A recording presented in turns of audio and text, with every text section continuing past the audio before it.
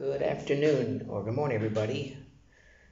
Why are you wearing a Texas Rangers hat? You're not in Texas. No, I'm not.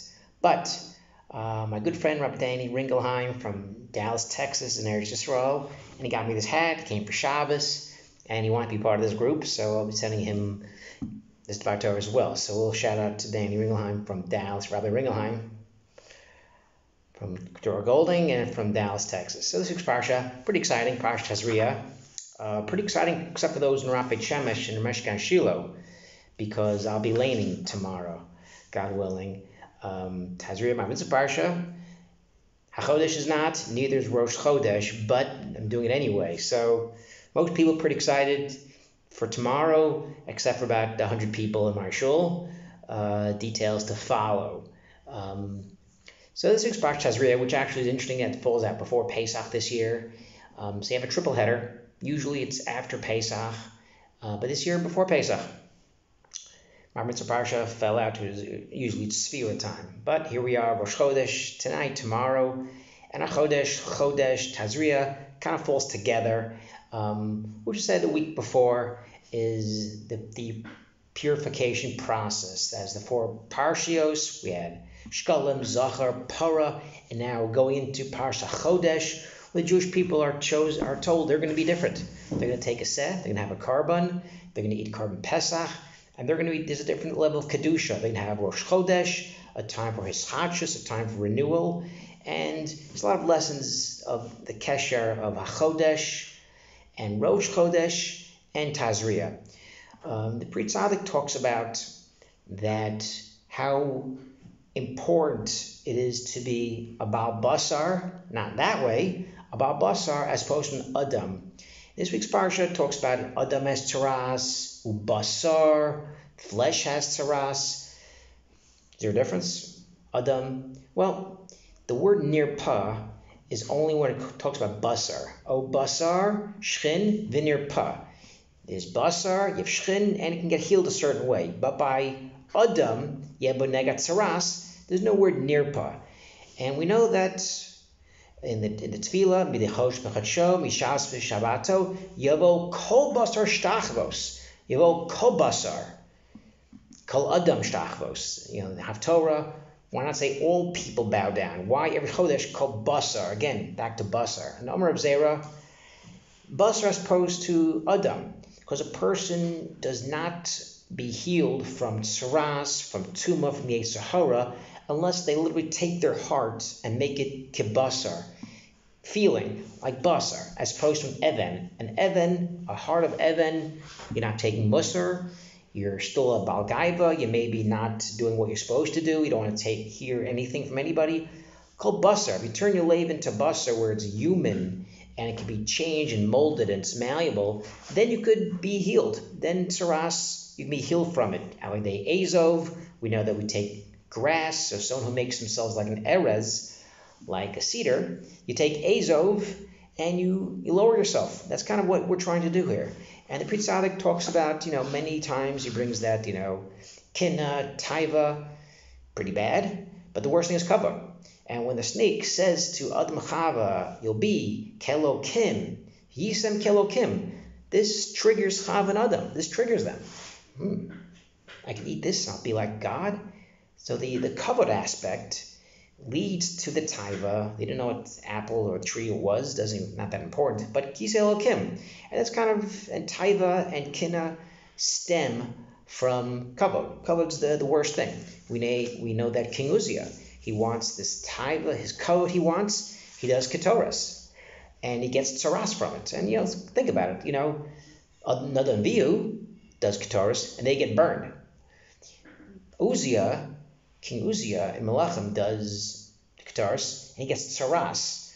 So I'm not sure exactly what the point, the difference is. Maybe it's a little bit of gaiva. Maybe Nadon Viu had a certain, what they did, maybe it wasn't of gaiva that they did this. It was some other wrong thing that they did that led to them, they wanted to add something. Maybe they wanted to add something to the Torah. They wanted to bring a Torahs. They felt this love of Hashem perhaps. But Uzziah has his gaiva. He says, I want to, I'm doing a good thing. It's not like I'm doing something bad. He wants to do Ketoras. Ketoras is a pretty special thing.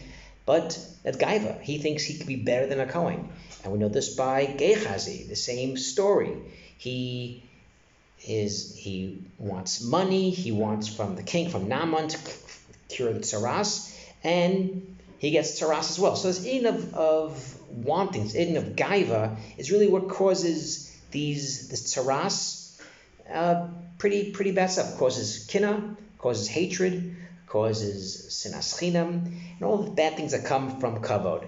And the Pri Tzaddik says very carefully, he says very careful, you're doing a mitzvah, it's good to have a little bit of gaiva, because without gaiva, being embarrassed all the time, not being confident, you're not going to ask the questions in shir, you're not going to want to do the right thing, greet someone in shul, give someone musar. So a little bit of gaiva you need to kind of do your thing, but be very careful, because it's a slippery slope. There's a fine line between doing something because I want to do it and doing something because I want to look better than the next person. Am I giving tzedakah because I want to, or I want to impress the neighbors? Am I doing, am I saying these, shushing people in shul because I want to look good? What the purpose is. And before you kind of do a mitzvah or after a mitzvah, you have to really think long and hard.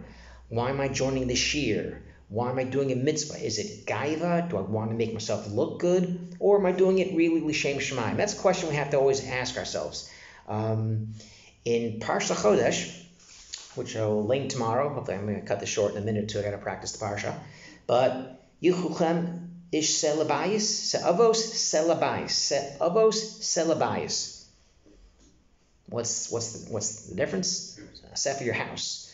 So Pri Tzaddik says, we know that someone who lives in Yerushalayim doesn't have any chatam, because there's a tamid sheben habayim, the afternoon tamid, which forgives people for their sins during the day, and the tamid of the morning, which forgives you for the sins of the previous night. So if someone, the Gemara says, someone who lives in Yerushalayim is mechaper for his averos, and the Pri Tzaddik says this is actually a tie-in to two types of averos. Avos is averos that are the mechavera, avos with people, with family.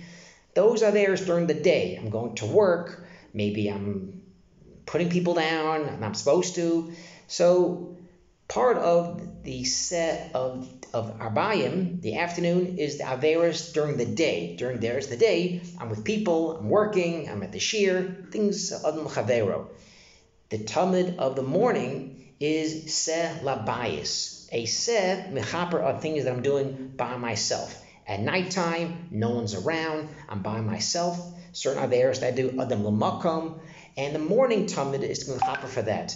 And hopefully, we take these lessons of tsaras, of not being a Baal Gaiva, of tsaras that we're not supposed to hate other people. We know how terrible it is.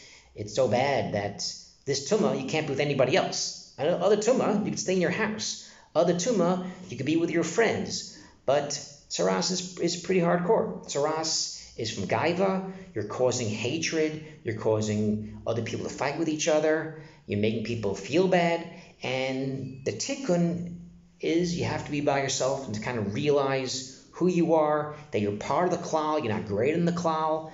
And by spending a week or 2 weeks outside the machane and now missing your family, missing your friends, and seeing how important they are and how you're not better than them, you belong with them, hopefully that this should be a good tie-in to Nisan. Shabbat Shalom, Chodesh Tov.